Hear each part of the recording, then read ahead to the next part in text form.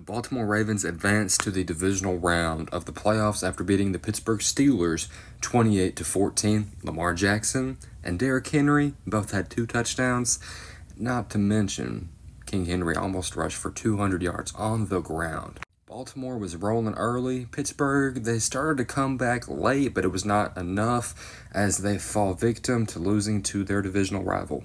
Guys, we got to bring it up. How much time does Mike Tomlin have left in Pittsburgh? I know he's a phenomenal coach. He brought 2 rings to the city, but what has he done realistically post Big Ben era? Do you think that it is worth firing him and moving on from him?